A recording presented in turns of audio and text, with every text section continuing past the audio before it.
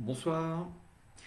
Donc ce soir un live sur l'origine émotionnelle et puis mieux comprendre en fait pourquoi et comment en fait notre corps peut traduire des non-dits émotionnels. Comment ça se passe, pourquoi ça se passe comme ça, comprendre du coup que la maladie n'est pas une fatalité. Et puis une phrase de Carl Gustav Jung, qui était un élève je dirais de Freud, mais qui a développé énormément de choses complémentaires à Freud. Il n'était pas forcément d'accord avec lui d'ailleurs. C'est la phrase, c'est ce qui ne parvient pas à notre conscience nous revient sous forme de destin. Donc je dirais que cette phrase illustre tout à fait ce qu'on appelle le décodage biologique des maladies ou la compréhension de l'origine émotionnelle des maladies. C'est-à-dire que ce qui ne nous parvient pas à notre conscience, c'est-à-dire que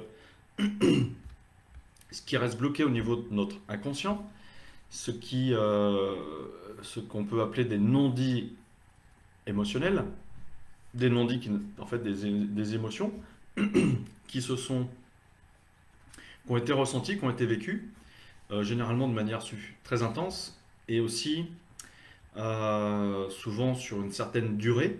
Hein, c'est des contrariétés, des peurs, c'est des stress, des colères, des frustrations, avoir subi un état de surprise. Et bien en fait, tout ce qui peut conditionner une maladie, ce seront justement des non-dits émotionnels. C'est-à-dire qu'une personne aura ressenti quelque chose dans sa vie qui l'aura vraiment impacté, qui l'aura choqué, et puis ça va se traduire à un moment ou à un autre dans son corps physique ou bien dans son comportement. Alors bonsoir Françoise, donc pour ce live comme pour tous les autres, vous pouvez retrouver ce live après en replay sur ma page Facebook. Tu peux répéter la phrase s'il te plaît. Mais Aline, mais où étais-tu? Où étais-tu? La phrase c'est de Carl Gustav Jung, c'est ce qui ne parvient pas à notre conscience nous revient sous forme de destin. En fait, imaginons que vous ayez une phobie, des peurs de quelque chose. Eh bien, cette phobie, ces peurs, je dirais qu'ils sont injustifiées, puisqu'une phobie, c'est vraiment la peur de quelque chose. Une personne qui va avoir une phobie de l'ascenseur, par exemple, c'est pas comme si elle s'était faite agresser par un ascenseur. C'est pas comme s'il y avait un ascenseur qui avait failli l'écraser. C'est pas comme si un ascenseur lui avait pris un couteau et l'avait agressé. Et donc, du coup, elle garde ce choc-là. Non, non, c'est. En fait, ce qui se passe, c'est que souvent, ce sont des personnes qui peuvent être claustrophobes et pour qui un ascenseur, évidemment, va représenter une notion d'enfermement. Alors, bonsoir Sabrina. Donc, les phobies, ce sont des peurs qui sont, je dirais, injustifiées consciemment, mais ce sont forcément des traumatismes de peur que la personne aura certainement vécu dans son enfance, qui font que peut-être déjà à l'enfance et encore plus à l'âge adulte, en fait, elle ne va pas supporter le fait d'être enfermée, elle va subir de la claustrophobie. Et donc en ce moment, avec ce qu'ils nous font subir avec ce super virus qui se balade, eh bien moi je dirais qu'il y a beaucoup de personnes qui sont dans des stress, qui sont dans des peurs, notamment la peur d'être malade. Il y a énormément de personnes qui ont la peur de mourir et qui ne l'expriment pas. Et en fait, elles ne l'expriment pas, mais au-delà de ça, elles restent enfermées dans ces peurs depuis des mois et des mois. Alors elles ne se rendent pas forcément compte, mais elles sont dans une phase émotionnelle qu'on va appeler sympathicotonique. C'est-à-dire que je suis en sympathicotonie, c'est mon système nerveux sympathique qui est surtout stimulé. Et en fait, c'est le système nerveux qu'on a en journée. C'est le système nerveux en fait qui correspond aussi à des mécanismes de défense, des mécanismes d'être plutôt en veille. Hein. Quand on est stressé, en fait, on est en phase de sympathicotonie. Donc ces personnes ne se rendent pas compte qu'elles sont dans ces phases-là.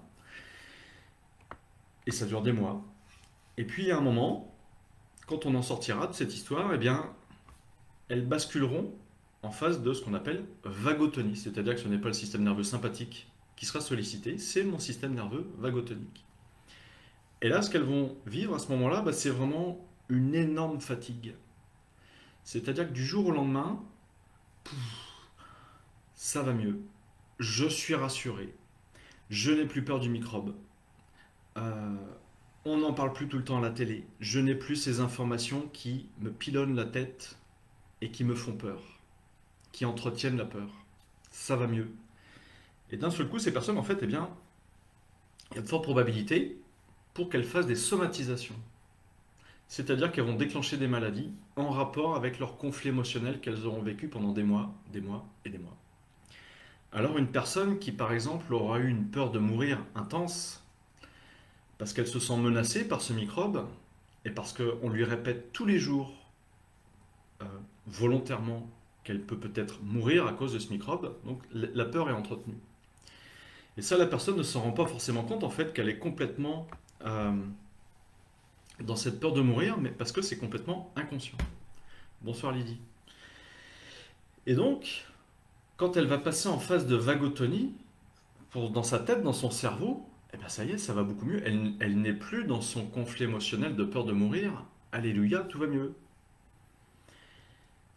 Et bien à ce moment-là, il va falloir que, d'une, elle va certainement se reposer un bon coup parce qu'elle va être complètement KO, elle sera HS.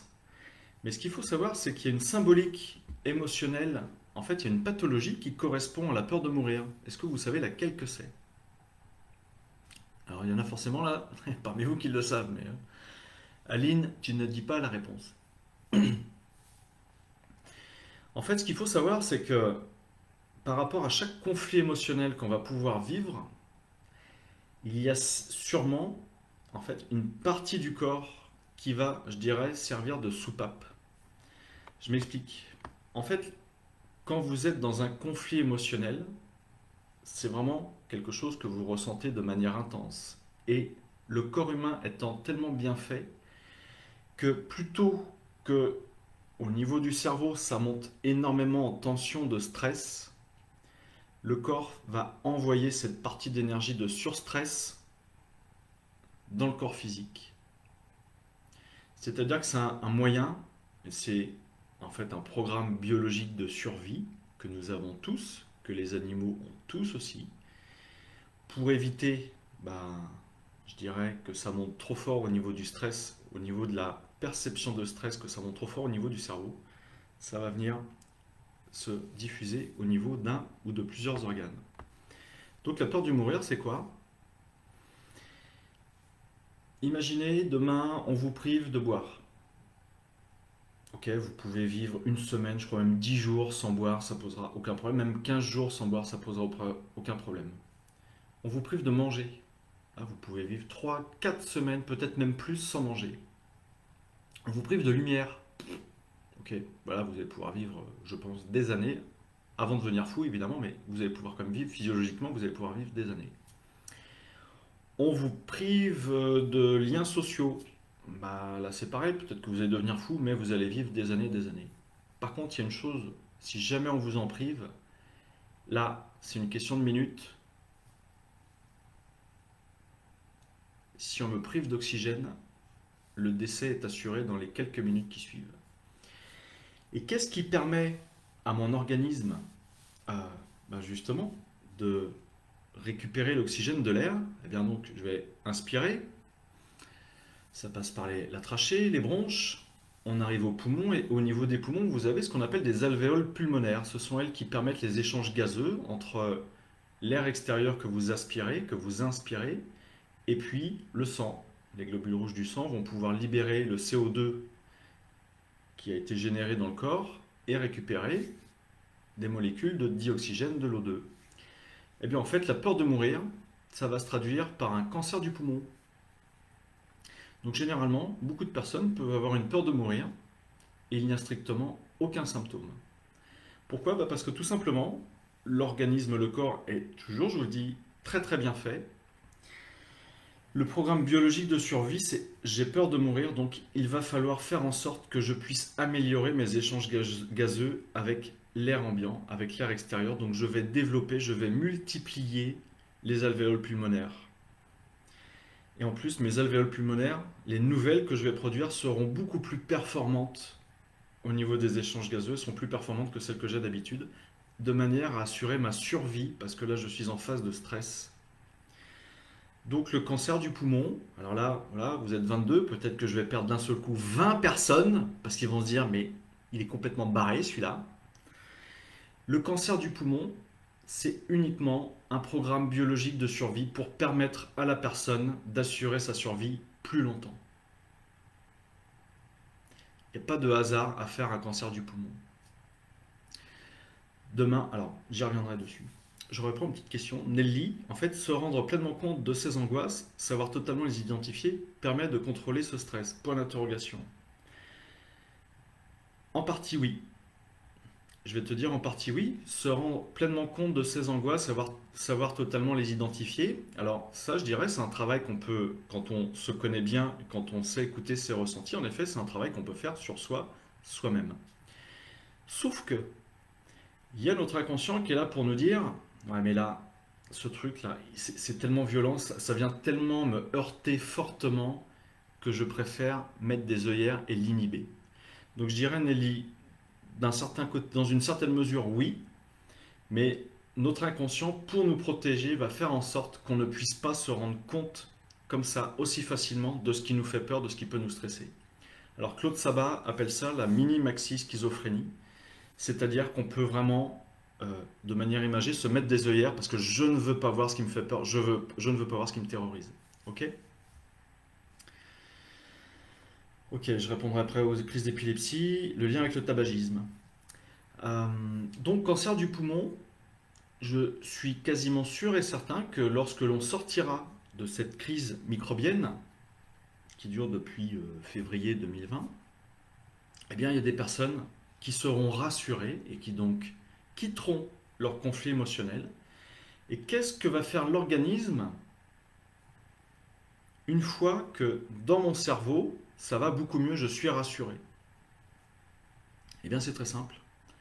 Le cerveau va vous dire, eh bien, je n'ai plus besoin de me suradapter à ce surstress permanent. Je vais évacuer mes alvéoles pulmonaires que j'ai fait en trop. Elles ne servent plus à rien. Et donc vous allez avoir des personnes qui vont avoir une énorme fatigue, qui vont avoir une toux très grasse et qui peuvent même aller jusqu'à cracher du sang. Alors là, on va aller directement à l'hôpital, radio des poumons, on va lui dire, bah là, vous avez été vacciné contre la tuberculose, mais vous avez tous les symptômes de la tuberculose, et surtout sur les radios, on voit que vous avez un cancer du poumon. Donc, ce qu'on va faire, c'est chimio. Et ce qu'il y a, c'est que la chimio va être là en fait pour ralentir ce qui se passe actuellement au niveau du poumon. Sauf qu'en fait, l'organisme, il est juste là pour libérer, évacuer le surplus de cellules qui ont été faites. Alors là, c'est pareil.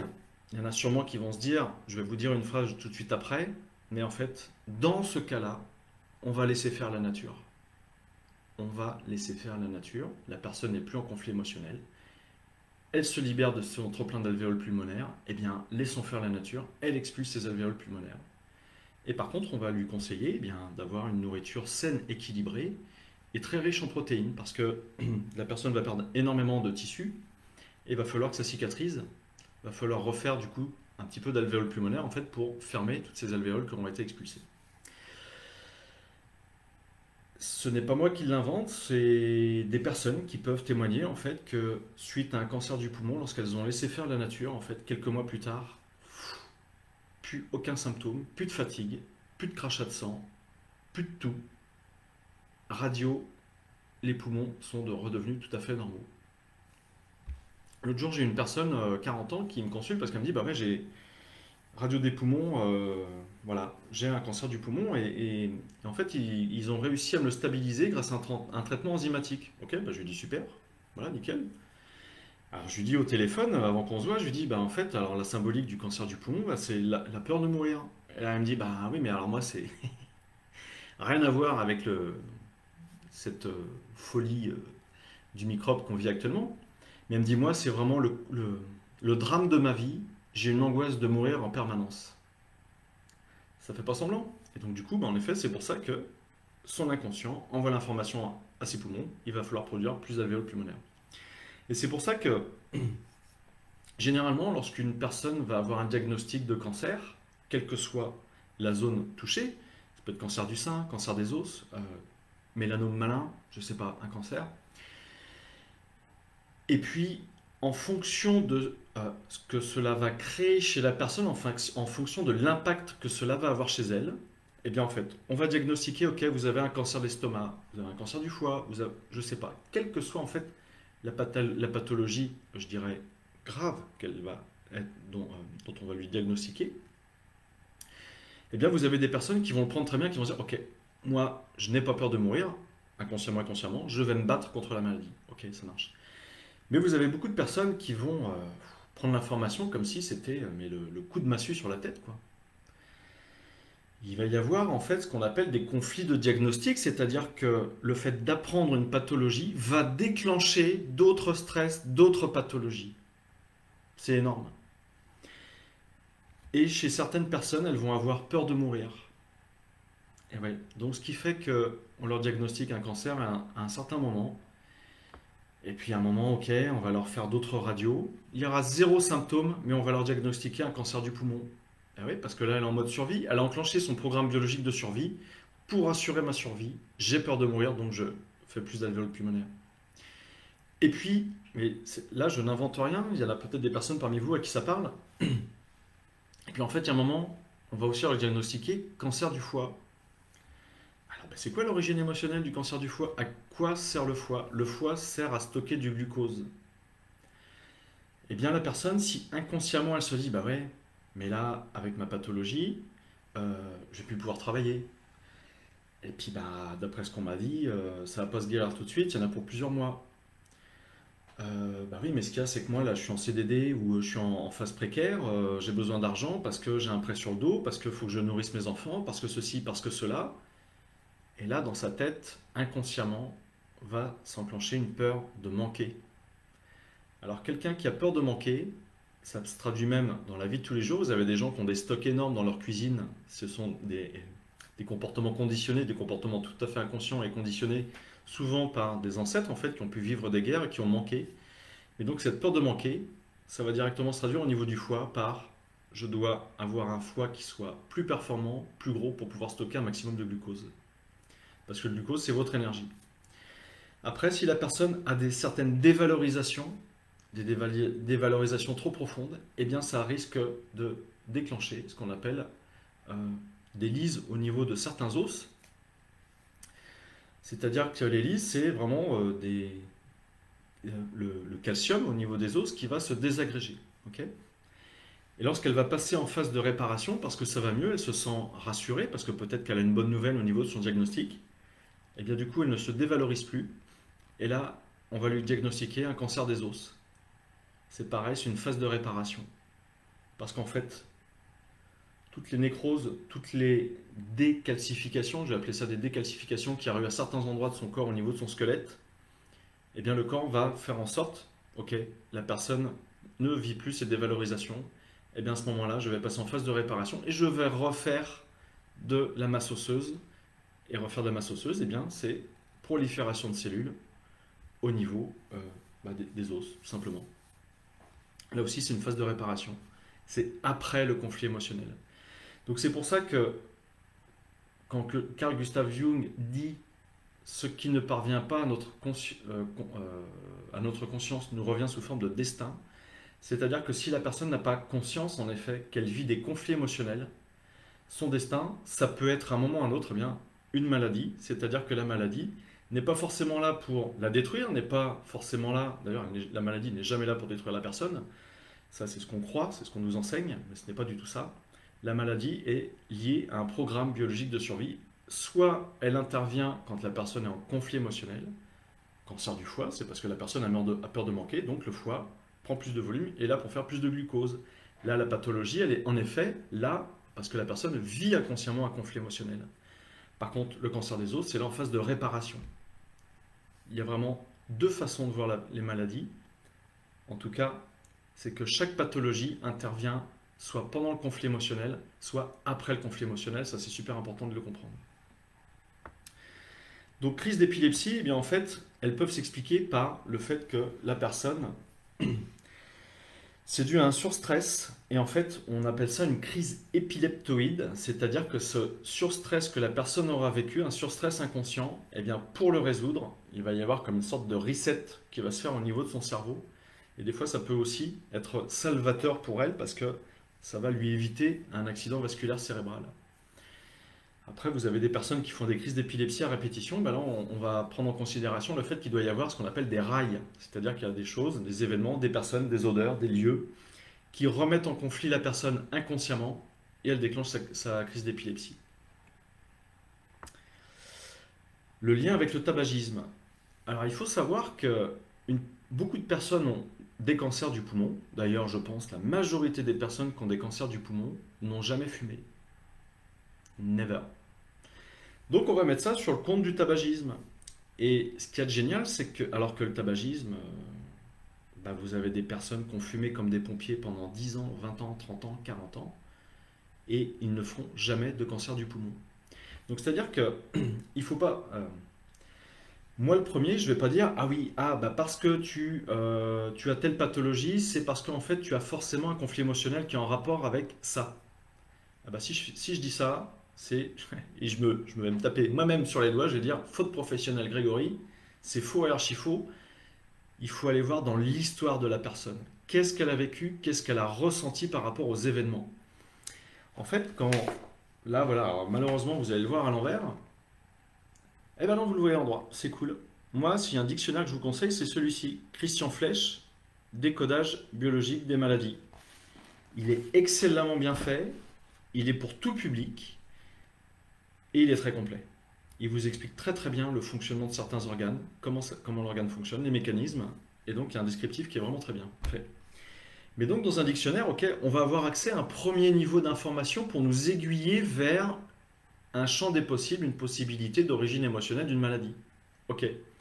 Mais ça ne veut pas dire que c'est exactement pile poil le conflit de la personne, parce que c'est beaucoup plus complexe que ça. Ok. Donc le tabagisme, moi je dirais ce qu'il y a de terrible aujourd'hui, c'est qu'en effet les gens qui fument, eh bien on va les culpabiliser, on va presque leur jeter des pierres, parce qu'on va leur dire, ah bah ouais, tu prends pas soin de ta santé, c'est pas bien ce que tu fais.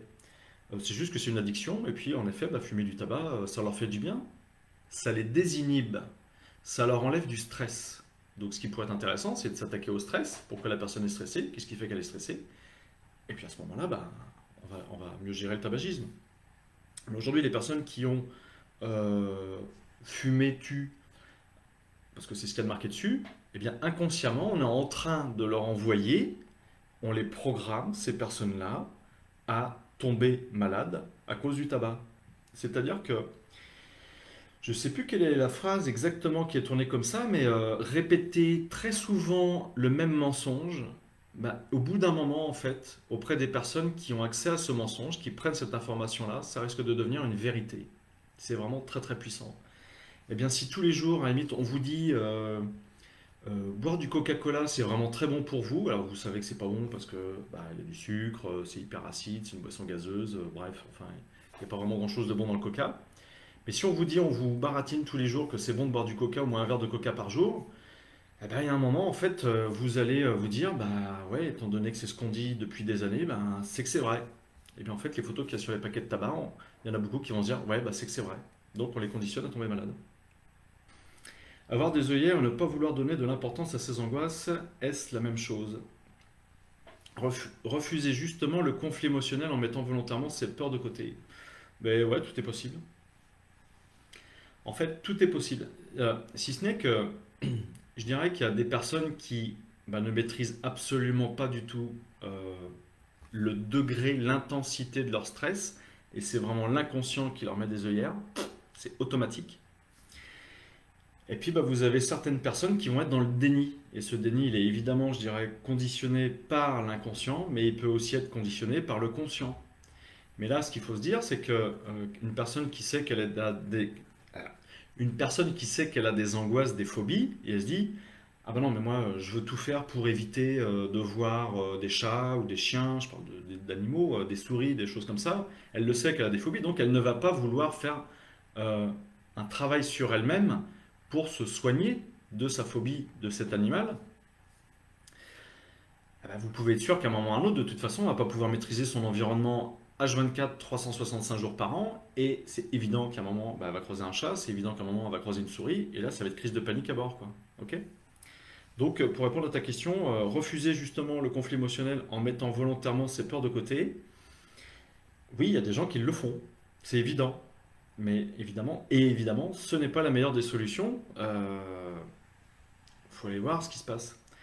J'ai fait une séance à un monsieur il n'y a pas longtemps qui me dit, ben moi, depuis que j'ai 16, 17, 18 ans, je suis dans une anxiété permanente.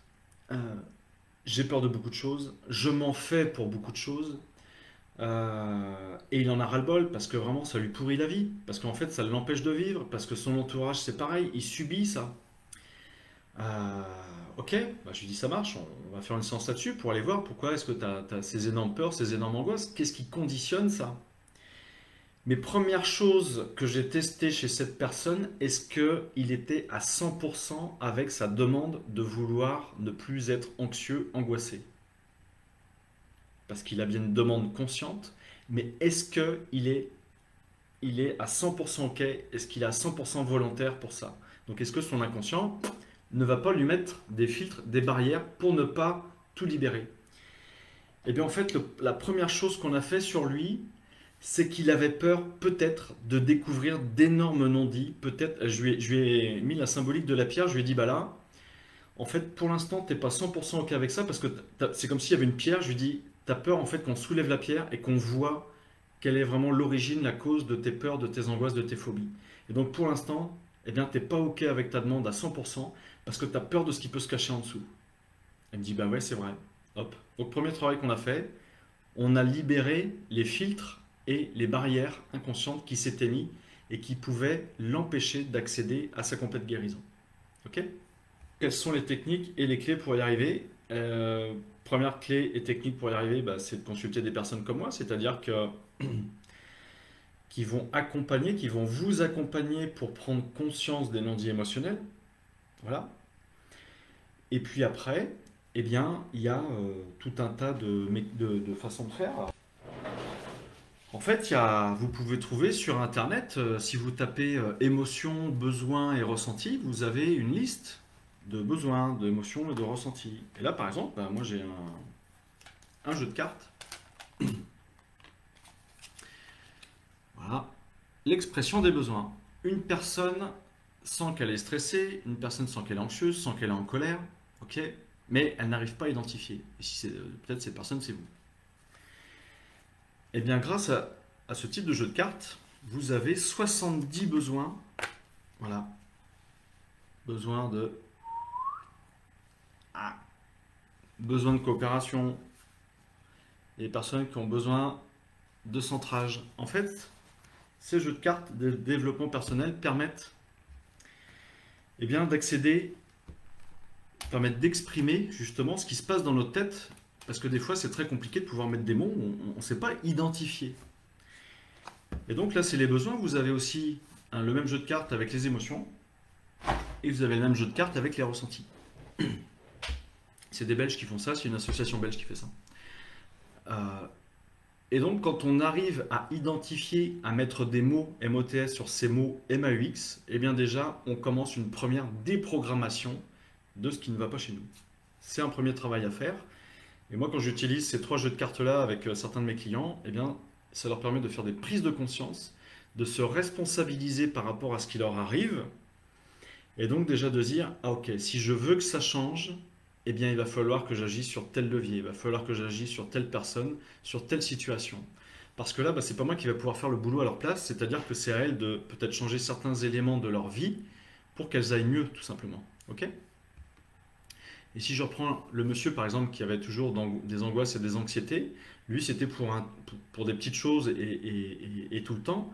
Donc là, il est bien évident que c'est beaucoup plus profond. Il va falloir aller chercher vraiment, soit dans son enfant intérieur, soit s'il n'y a pas des origines transgénérationnelles.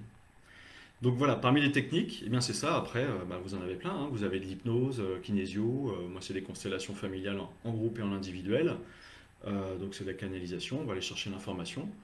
Et puis, une chose qui est aussi importante, c'est de se désidentifier de tout ça. C'est-à-dire que la personne qui est en stress ou qui a des peurs ou qui a des colères, c'est une partie de la personne. C'est une partie de soi qui est dans cet état émotionnel-là. Tout le reste, il va bien.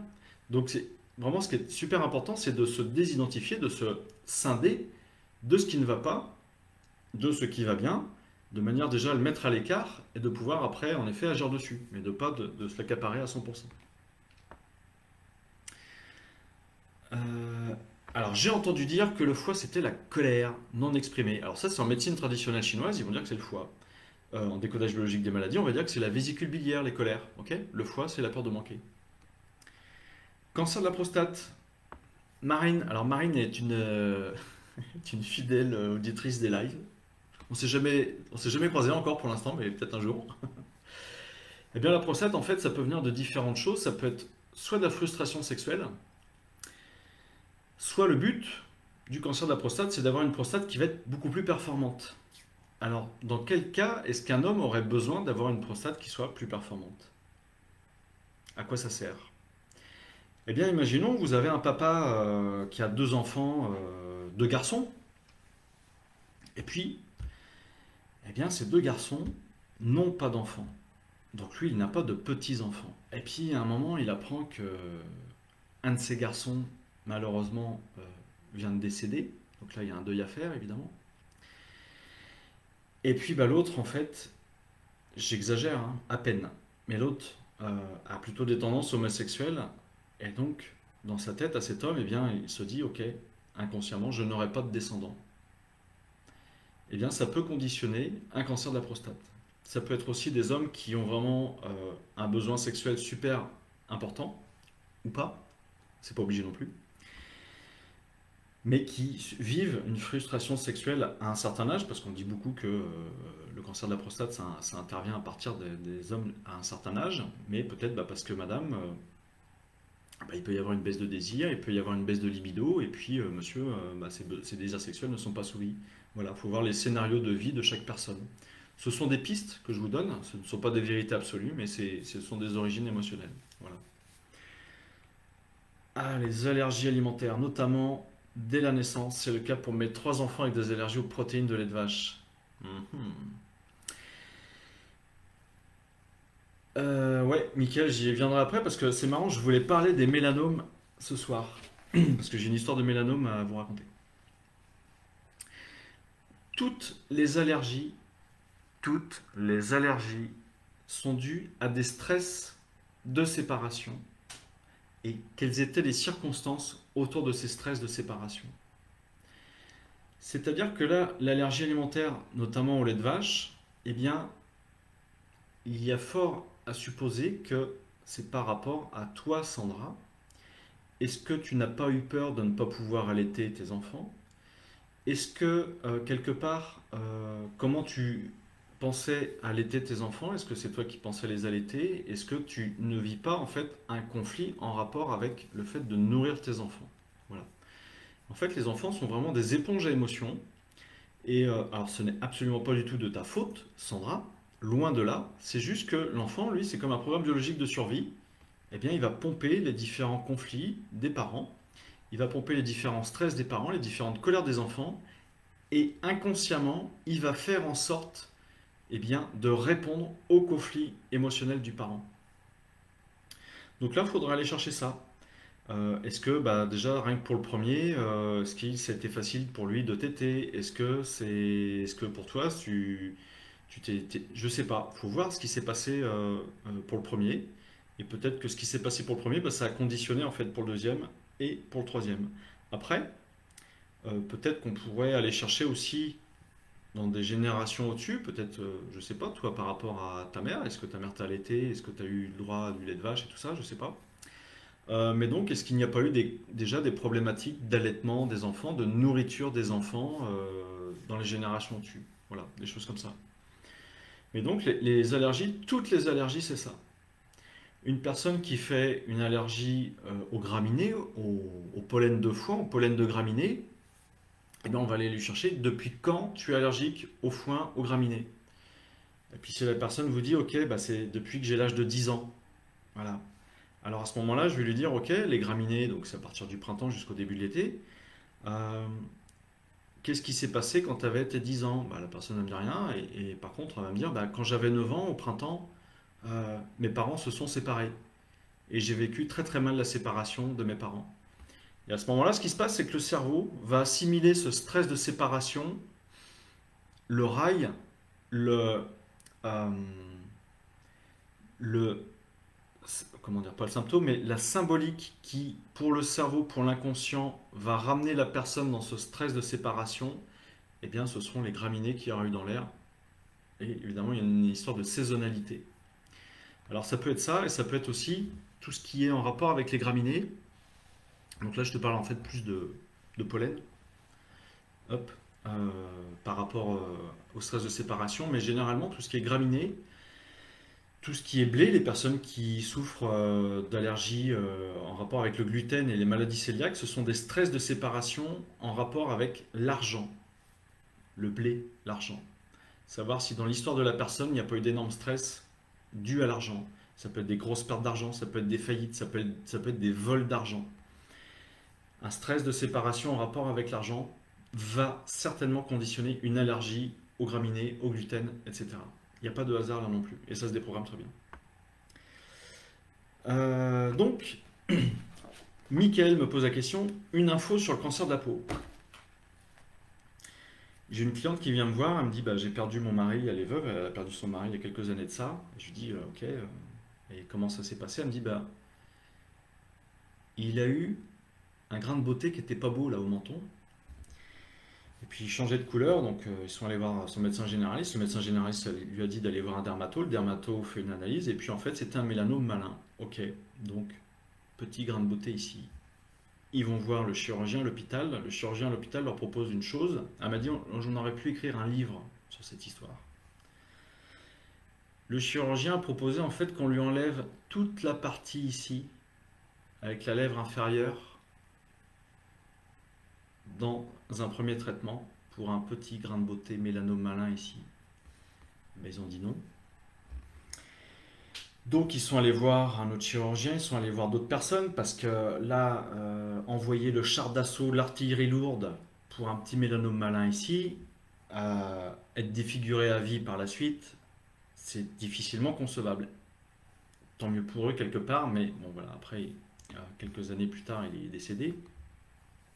Parce qu'on lui a trouvé une tumeur au cerveau, parce qu'on lui a trouvé en fait d'autres pathologies, d'autres tumeurs à droite à gauche, mais ce n'était que des conflits de diagnostic.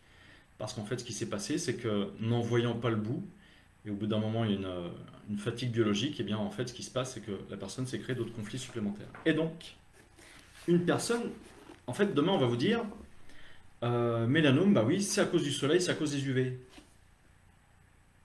Alors, pourquoi est-ce qu'une personne ferait un mélanome ici? Est-ce que ça veut dire qu'il s'est exposé au soleil ici, et pas là, et pas là, et pas là, et pas là, et pas là, et pas aux mains? Bah, a priori oui. C'est-à-dire qu'il l'été, il se mettait de la crème solaire partout, sauf ici. Et puis si vous avez une personne qui fait un mélanome malin au niveau de la fesse gauche, et qu'elle ne montre jamais sa fesse gauche au soleil, bah on va dire, ben non, mais c'est comme ça. Et si jamais elle fait un mélanome malin au niveau d'un pied, sachant que son pied prend beaucoup moins le soleil que le reste de sa peau, vous comprenez le truc? C'est pas ça. Le soleil n'a rien à voir avec les mélanomes malins. Mélanome, c'est quoi? Ressenti d'arrachement, souillure, atteinte à l'intégrité, conflit de souillure monstrueux, perte de l'intégrité physique et morale, rupture de l'intégrité. Se sentir humilié, sali, outragé, souillé, insulté, diffamé. Des pistes à explorer. La vie est trop dure, conflit avec le soleil, sous-entendu le père. Eh bien, il y a forte probabilité pour que cet homme, et je suppose c'est avec sa profession en fait, il se soit senti humilié, il se soit senti souillé par quelqu'un qui lui aurait transmis certaines phrases, qui peut-être ne l'aurait pas forcément insulté, mais l'aurait rabaissé. C'est-à-dire qu'il s'est pris ça en pleine face et il a fait son mélanome ici. C'est-à-dire que le cerveau ne fait pas la différence entre ce qui est réel, virtuel, symbolique ou imaginaire. Et peut-être que le fait d'avoir le menton en avant, c'est ok quand je vais au front, à mythe, alors soit je peux avoir le front en avant, mais voilà, je vais devant quoi. Et en fait, c'est le menton qui prend en premier. Je ne connaîtrai pas suffisamment son histoire à cet homme, et demain, quelqu'un qui vient avec un mélanome à un endroit, eh bien ok, on va aller chercher qu'est-ce qu'elle est en train de vivre en ce moment. Est-ce qu'elle ne s'est pas sentie souillée? Est-ce qu'elle ne s'est pas sentie atteinte dans son intégrité à un moment ou à un autre par une autre personne? Et vous pouvez quasiment être sûr qu'elle va me dire Ah bah oui, mais là, je me suis pris la tête avec quelqu'un de sa famille, avec un voisin, avec un collègue, avec son patron. Et il y a eu ces ressentis-là. Et on va chercher à la déprogrammer. Parce qu'en fait, la peau, eh bien, c'est une membrane, c'est un des plus grands organes de votre corps, hein, la peau, ça pèse plusieurs kilos. Et donc, elle est là pour vous protéger. Et donc, quand vous avez quelqu'un, vous avez une notion de souillure, d'atteinte à l'intégrité, ben, on va chercher à rajouter des épaisseurs. Et le fait d'hyperpigmenter la peau, c'est pour justement se protéger. Pourquoi est-ce que vous bronzez? Eh bien, plus ma peau est foncée, plus je me protège des ultraviolets. C'est un programme biologique de survie, quelque part, le bronzage. Il n'y a pas de hasard. Plus j'expose ma peau au soleil, plus elle va brunir, plus elle va foncer. Programme biologique de survie, ok. Eh bien, je suis en train de mieux protéger ma peau des UV, pour ne pas que les UV traversent la peau et peut-être y atteindre les couches plus profondes de la peau. C'est pas une maladie de bronzer? Bah, moi je dirais que si à ce moment-là. C'est pas normal. Alors, donc voilà, Mickaël. Bonsoir Grégory. Pour les tendinites d'épaule, ça peut être dû à quoi? Tendinite, toutes les maladies qui se terminent en it, ce sont des phases de réparation. Toutes, bronchite, sinusite, tendinite, bursite, bronchite, etc., etc., etc. Toutes les maladies en it, la personne a vécu un conflit émotionnel avec une certaine tonalité. Quand elle passe en phase de réparation, elle fait une phase inflammatoire et donc la tendinite en fait partie. Après, au niveau de au niveau de l'épaule, la plupart des maladies en relation avec tout ce qui est ostéo-articulaire, la plupart, je ne dis pas toutes, mais la plupart, c'est dû à des dévalorisations. Donc ça peut être des dévalorisations dans le geste, dans les mouvements, dans le fait de ne pas pouvoir réussir à porter, supporter. Et donc après, au niveau de l'épaule, eh bien, on ira voir si c'est l'épaule droite ou l'épaule gauche, ou les deux. Hein, l'autre jour, j'avais une personne qui avait capsulite aux deux épaules. Eh bien, elle est en résolution d'un conflit émotionnel. D'un côté, c'est son côté mère-enfant, le rapport à soit à sa maman, soit à ses enfants. Et de l'autre côté, c'est côté partenaire, côté travail. Et donc, je te donne l'exemple. Pourquoi les deux épaules? Ben, en effet, c'était côté enfant et son côté foyer, son côté travail, puisqu'en fait, son mari allait quitter le foyer pour aller travailler chez les Bretons. Et donc, elle s'est dit, bah ouais, mais je vais me retrouver toute seule à devoir porter, supporter le foyer, à devoir m'organiser au niveau de mon travail, au niveau de mes enfants. Et donc, en fait, je ne sais pas si vous avez déjà essayé, mais essayez de porter un pack d'eau de 9 kilos à bout de bras. Eh bien, porter, supporter, c'est vraiment les épaules qui prennent. C'est pas les avant-bras, c'est pas les mains, c'est vraiment Donc, tout le temps que la personne elle est dans un conflit émotionnel qui est avec une tonalité comme ça, elle se dévalorise parce qu'elle se dit j'ai peur de ne pas y arriver. Est-ce que je vais y arriver? Je pense que je ne vais pas y arriver. Ça va être compliqué pour moi. Ok. Donc là, le non-dit émotionnel, il s'engramme bien. Ça va durer plusieurs mois. Et le jour où ils ont appris que du coup, lui n'allait pas être tout seul à déménager chez les Bretons, mais toute la famille allait partir, elle a commencé à avoir les premiers symptômes de capsulite. Direct. C'est quasiment instantané. Le fait de prendre conscience de ça, le fait, à la limite, qu'elle exprime ses contrariétés dues à la situation. Si elle n'y arrive pas, eh bien on va aller l'aider pour chercher tout ça. On va aller chercher vraiment dans son inconscient quelles ont été les contrariétés, les tristesses, les doutes, les peurs.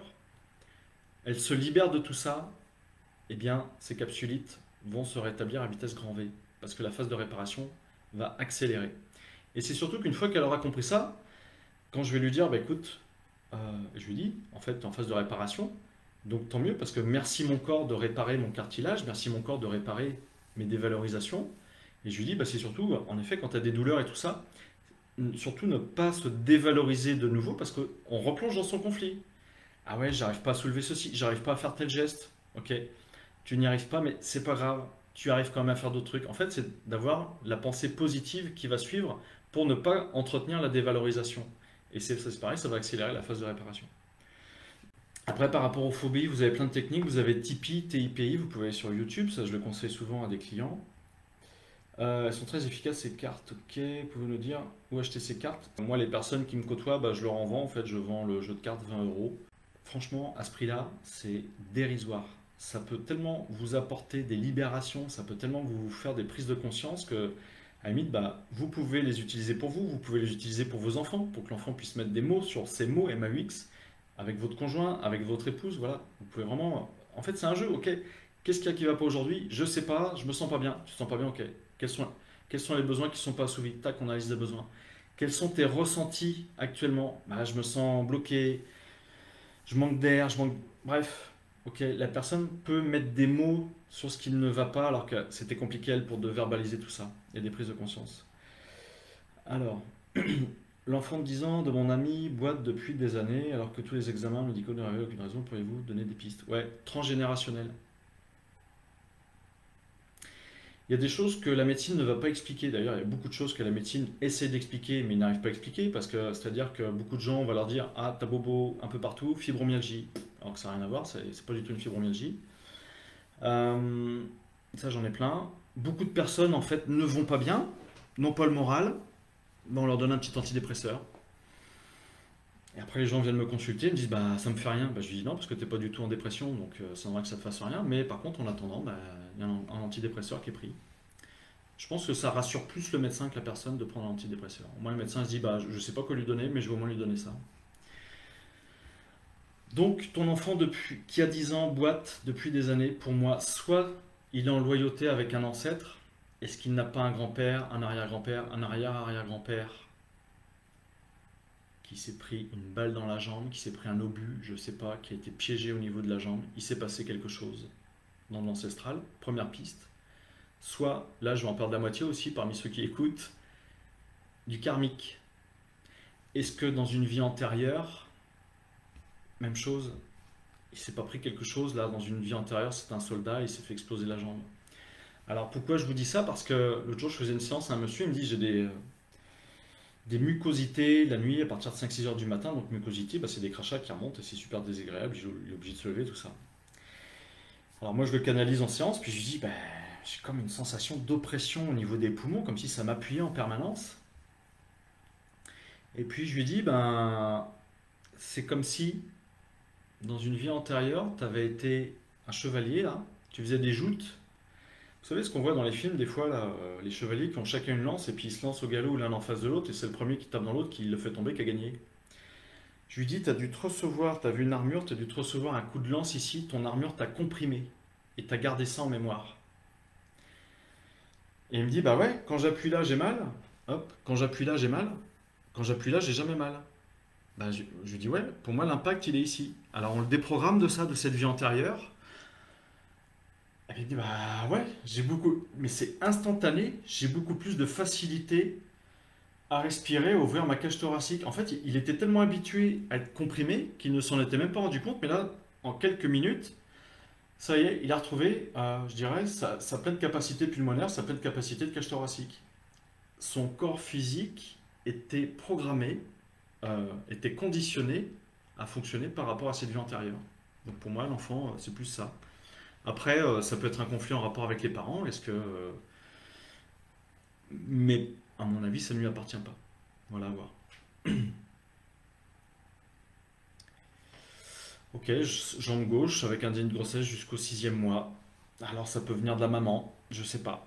Tout est possible, hein, mais après des personnes qui ont comme ça des trucs, il y a des symptômes, il n'y a strictement aucun diagnostic de possible. Bah, c'est vraiment, soit c'est psychosomatique, en effet, il a pompé ça par rapport à sa mère ou à son père, hein, j'en sais rien.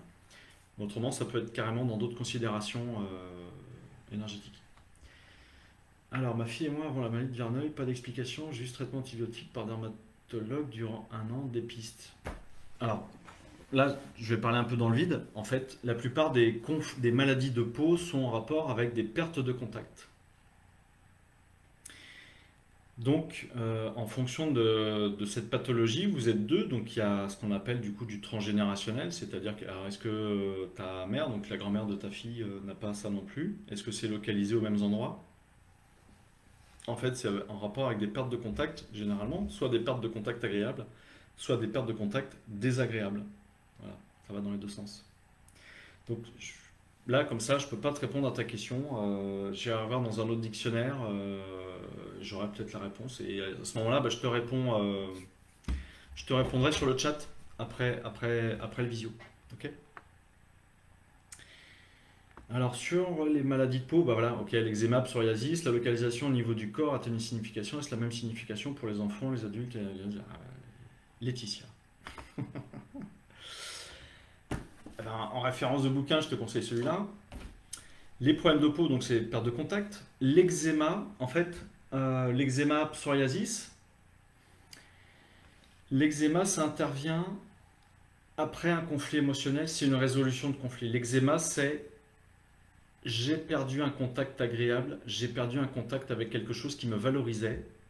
Ça me gratte le nez, je sais pas pourquoi. Euh, Pendant un certain temps, ça m'a manqué ce contact agréable. Ça peut être au niveau des mains, des oreilles, des paupières, contact visuel, c'est les paupières qui vont prendre, canal auditif.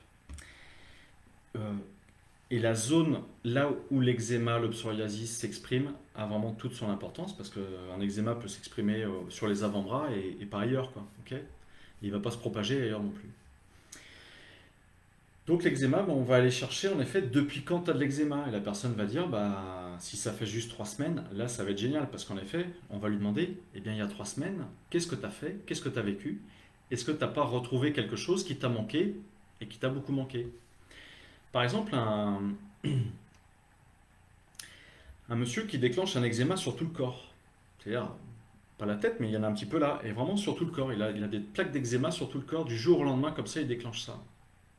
Alors il demande, bah, donc, en effet, depuis quand tu as l'eczéma? Il va me dire depuis lundi, tant. Ok, ça fait 3 semaines, depuis lundi. Ok. Et je lui dis, bah, qu'est-ce qui s'est passé ce lundi? Bah, si, j'ai repris mon travail. Ah bon? Ok. Et pourquoi? Eh bien, parce qu'en fait, mon entreprise, je bosse chez un grossiste en poissonnerie. Et puis, en fait, mon entreprise, le stockage a déménagé. Et en fait, pendant une semaine, on n'a pas eu de boulot. Et moi, mon job, c'est vraiment ma passion, c'est vraiment ce qui me plaît, quoi. C'est-à-dire que quand je travaille, eh bien, en fait, il est habillé de la tête aux pieds avec ses vêtements de poissonnier qui gère du poisson. Et en fait, lui, son job, c'est sa passion. Donc, depuis des années, il travaille en étant passionné du job qu'il fait et il a toujours les mêmes vêtements. Pendant une semaine, son métier lui a manqué. Le jour où il remet ses fringues et il reprend son métier, il déclenche son eczéma direct. Et lui, c'est surtout le corps, quoi, parce que c'est vraiment son habillement complet de la tête aux pieds. Voilà, un exemple d'eczéma. Si c'est juste un endroit, c'est vraiment depuis quand et qu'est-ce qui rappelle au cerveau de manière réelle, imaginaire, symbolique, virtuelle, qu'est-ce qui rappelle au cerveau ce qui lui a manqué, le contact agréable qui lui a manqué. Alors, merci pour votre réponse. Je n'ai eu que des super allaitements longs pour mes enfants, mais ma mère a raté ses 2 allaitements. Elle a très mal vécu, un peu encore. Donc tu vois, ta mère a mal vécu. Bon voilà, faut aller chercher tout ça. On va aller libérer les non-dits émotionnels de ta mère et les tiens. Et pourquoi est-ce que tu as allaité très longtemps tes enfants? Pourquoi est-ce que tu as allaité très longtemps tes enfants? Est-ce que quelque part, tu n'as pas eu un conflit de te dire, bah non, mais moi, c'est à moi de les nourrir, mes enfants. C'est pas à l'autre, c'est pas au lait, non pas artificiel, mais c'est pas au lait de vache de les nourrir. C'est vraiment moi la bonne maman. Mais ça, c'est inconscient, hein, si tu as ces informations-là. Ok, ok, c'est arrivé après un achat de maison. Bon, faut voir. Ok, Armel, j'ai tout mon côté droit de la nuque jusqu'au bout de mon pied avec un oignon. Je n'ai rien à gauche, un peu d'arthrose, contraction cervicale avec réduction canalaire. Ok, pour le côté droit. Merci de votre réponse. Bah, j'ai pas de réponse. L'arthrose, c'est pareil, c'est une phase de réparation, c'est par rapport à de la dévalorisation. Donc, c'est le cartilage qui est en train de se refaire. Contraction cervicale à droite. Eh bien, on va regarder si c'est ton côté mère-enfant ou ton côté travail. Après, si c'est les cervicales, il peut y avoir des conflits de direction, c'est-à-dire où je n'ose pas regarder d'un côté, je ne veux pas voir ce qui vient d'un côté. Est-ce que par rapport à ton travail, est-ce que tu n'as pas un conflit où en fait, bah ouais, tu veux pas regarder en face ce qui se passe d'un côté, et donc tu as une dévalorisation. Là, il peut y avoir plein d'origines émotionnelles et il faut vraiment aller chercher dans ton inconscient ce qui va conditionner ça. Et pour que ce soit vraiment tout le côté, jusqu'au bout de mon pied, ouais, je pense il y a des choses à aller chercher vraiment en profondeur. Et Et enfin, ça peut pas se remettre en 5 minutes, c'est-à-dire qu'il va falloir un peu de temps que les tissus reprennent leur place et puis ok, tac, on va libérer le stress. Ok. Alors tout ce qui est problème de nuque, bon toi c'est que d'un côté, c'est pas les deux, mais vous avez des personnes qui ont des torticolis ou qui ont des raideurs, ou qui se font des cervicalgies, là, des trucs comme ça. Moi ce que je pose en premier en question à la personne, c'est est-ce que tu grinces des dents la nuit, est-ce que tu fais du bruxisme? Première chose. Alors si la personne est célibataire, personne ne le sait. Si elle est en couple, elle va me dire, bah oui, mon mari m'a dit que je grinçais des dents, ma femme m'a dit qu'elle entendait que ça grinçait des dents. Ok, bruxisme. Ou je lui dis, bah, est-ce qu'en journée, t'as pas remarqué, mais tu peux avoir les dents serrées. Il y a des personnes qui vont dire, bah si, je me rends compte que je serre des dents. Et ben en fait, les problèmes de cervical, ça va jusqu'au trapèze, là, et après ça peut aller beaucoup plus loin dans le rachis, et bien en fait, c'est que la personne, euh, quand vous serrez des dents comme ça, vous venez vraiment contracter toutes les zones là, ici, au niveau musculaire, et ça vient bloquer les vertèbres.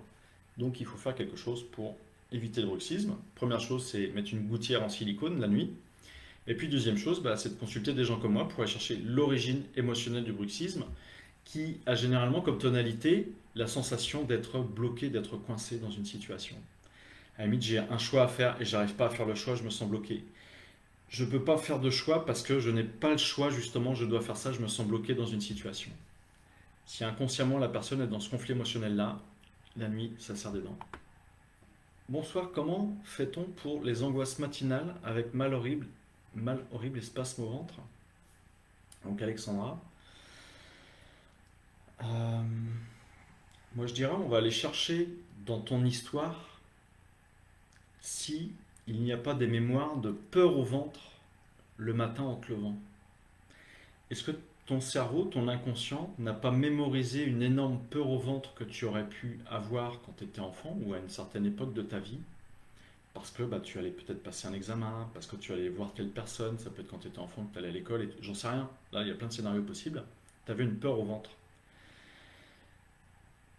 Et donc, du coup, bah, ton cerveau a mémorisé cette information-là, et aujourd'hui, bah, toi, à la limite, tu es épanoui et tout se passe bien ou relativement bien dans ta vie, et tu sais pas pourquoi, tous les matins, tu as ça qui se passe, mais c'est juste que, en fait, tu es sorti de ce conflit émotionnel de peur au ventre ou d'anxiété, d'angoisse par rapport à ce qui pouvait t'attendre dans la matinée ou dans la journée.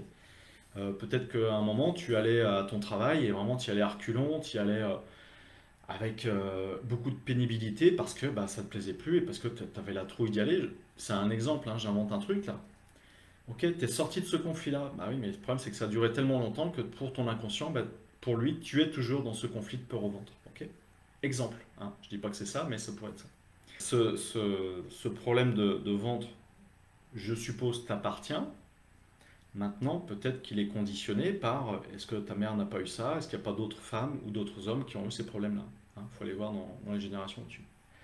Mon père a la maladie d'Alzheimer diagnostiquée à 58 ans. Ok. Donc la maladie d'Alzheimer peut être fortement, très très très fortement conditionnée et favorisée par rapport à ce qu'on appelle la blessure d'abandon. Des personnes qui ont Alzheimer, peut-être qu'elles ont vécu des séparations super douloureuses, des deuils qui n'ont pas été faits, elles se sont senties abandonnées, elles se sont senties mises toutes seules. Donc là c'est pareil, l'inconscient veut occulter, veut oublier ces événements douloureux. Et arrivé à un certain âge, eh bien ça dépasse malheureusement la volonté de la personne, et là du coup elle a des pertes de mémoire. Ok. C'est un exemple. Mais blessure d'abandon, ça peut fortement conditionner la maladie d'Alzheimer. Quelle technique utilisez-vous pour canaliser en séance? Eh bien, justement, je canalise. Voilà. Et donc, ça s'apprend. Donc, je fais une formation, par exemple, en fin d'année, en octobre et en novembre. Ça dure 10 jours en tout, 5 jours en octobre, 5 jours en novembre, où j'apprends aux personnes à canaliser, j'apprends aux personnes à faire ce que je fais moi, c'est-à-dire des constellations familiales et systémiques, en groupe, et en individuel. 2 fois par mois, j'organise des constellations familiales en groupe. Dimanche dernier, on était une vingtaine. C'était vraiment super, on était dehors, il faisait super beau, on a profité de la nature. Mais donc, là, les personnes, je leur dis, vous êtes en train de canaliser. Vous êtes en train d'être des voyants, d'être des médiums.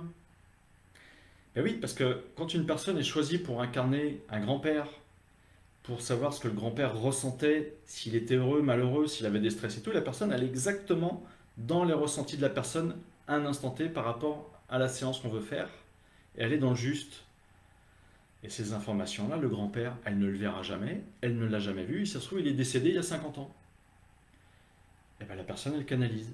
Elle a l'information. Et après, ben, il y a tout un travail à faire pour libérer ces informations qui viennent programmer l'autre personne en face. Et comment vous déprogrammez les personnes, les choses que vous canalisez? Ben, ça, c'est un métier. Donc c'est pareil, ben, il y a une formation là-dessus. C'est par un jeu de verbalisation, c'est par des... Moi, j'utilise beaucoup de verbalisation. Après, ben, j'utilise différents outils. Il y a tout ce qui est vibratoire aussi, qui aide beaucoup. Vibratoire, c'est le son. Hein, dimanche dernier, la journée constellation que j'organisais, bah, c'était avec une sonothérapeute. Voilà, on n'a pas spécialement utilisé le son pour libérer les personnes, mais par contre, ça a accompagné pour que ça se fasse en douceur. Je vois qu'il faut parfaitement les identifier pour pouvoir les libérer. Dans un sens, oui, mais si la personne ne les identifie pas, c'est moi qui permet d'identifier et libérer. Laurent Sureau, les furoncles, bah c'est pareil, c'est par rapport à des contacts en rapport avec de la souillure, des choses comme ça, les furoncles. Voilà, c'est, ouais. Avez-vous une liste de livres à conseiller? Alors, bah, je l'ai montré déjà 2 fois ou 3 fois, mais c'est. Voilà. Christian Flech. Très bien, Christian Flech. Après, je vous invite aussi à vous abonner ou à lire la revue Néo Santé. Hein, c'est Yves Razir, c'est pareil, c'est un Belge. Je vous invite vraiment à vous abonner à sa newsletter hebdomadaire à Yves Razir. Elle est gratuite. Il vous envoie une newsletter qui vous explique plein de trucs sur ce qui se passe en ce moment. Avec un regard tout à fait extérieur, un regard scientifique. Et c'est vraiment super intéressant. Et si vous vous abonnez à la revue Néo Santé, ben en fait, vous avez plein d'informations. Alors, je l'avais là. Voilà, Néo Santé. Alors, rhumatisme à hydroxyapatite. Je fabrique des calcifications qui se mettent sur toutes les articulations. Aucune explication donnée car peu de cas. Auriez-vous une idée? Alors Sandrine, bah évidemment, cette pathologie,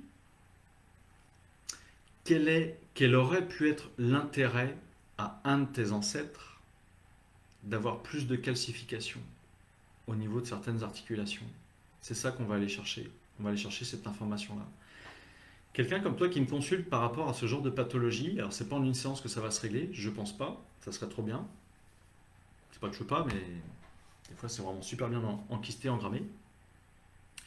Mais en fait c'est un programme biologique de survie. Quel est l'intérêt qu'a un organisme vivant de faire plus d'os à certains endroits?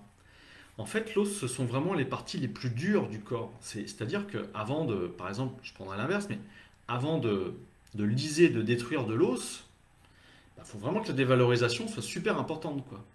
Alors, est-ce que justement,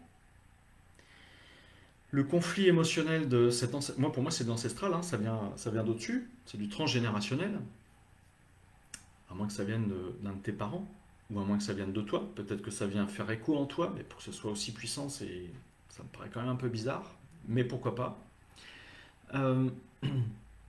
Est-ce que tu n'as pas des dévalorisations dans tes gestes, dans tes mouvements, ou est-ce que tu ne te sens pas obligé d'être super performante dans ce que tu fais? En fait, souvent, l'origine émotionnelle d'une maladie ou la maladie en elle-même bah, fait forcément écho avec la façon d'être et la façon de vivre de la personne. Une personne, alors voilà Sandrine, bah, je ne peux pas t'en dire beaucoup plus, hein, là faut voir ça en séance, quoi. En fait, c'est ça la question, c'est quel est l'intérêt de faire plus de calcification, plus d'os? À quoi ça sert? À quoi ça sert de faire plus d'os? Une personne me consulte pour de la polyarthrite. Alors, elle en effet, polyarthrite, maladie en HIT, hein, comme je vous ai dit tout à l'heure, c'est une phase de réparation. Réparation par rapport à de la dévalorisation dans les gestes, dans les mouvements. Elle, c'est surtout au niveau des mains. Alors, on a trouvé sa dévalorisation qu'elle avait et dans laquelle elle s'est sentie valorisée à un instant T dans son métier. Et puis, je vais plus loin parce que elle, son métier n'est pas manuel. Alors, je vais chercher au-delà, puis je lui dis, est-ce que tu n'as pas un ancêtre qui faisait de la couture, qui vraiment pouvait faire quelque chose de très précis, mais en cousant? Elle me dit, si. En fait, c'est son grand-père qui a vécu un drame de sa vie. Il était sellier, il fabriquait des selles de chevaux, et il n'a pas été meilleur ouvrier de France. Et pourtant, il était excellent dans son domaine, il a été deuxième. Eh bien, en fait, elle était en loyauté avec cet ancêtre qui a vécu ça de manière dramatique. Pour lui, c'était une énorme déception et dévalorisation de ne pas être meilleur ouvrier de France, parce qu'il était très bon dans la couture, à travailler avec ses mains, elle était en loyauté avec lui, et c'est ce qui préconditionne sa polyarthrite au niveau des doigts. Donc on l'a libéré de ça. Ouais, demain on va tous acheter le bouquin de flèches. Eh bien ouais, je vous encourage. Et puis bah, il est super intéressant. Mais il n'y a pas que flèches, il y a Néo Santé. Vous avez aussi la revue Nexus, Nexus, une revue indépendante. Comme Néo Santé, ce sont des revues indépendantes. Il n'y a pas de publicité à l'intérieur. Donc elles ne sont pas sous le joug de multinationales qui vont un peu politiser la revue.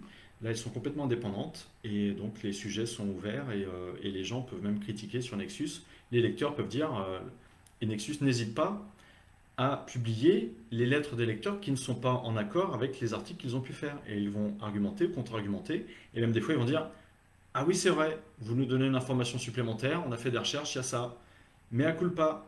Je veux dire, c'est génial, quoi, de pouvoir s'auto-critiquer et d'admettre qu'on peut se tromper. Bonne soirée à toutes et à tous.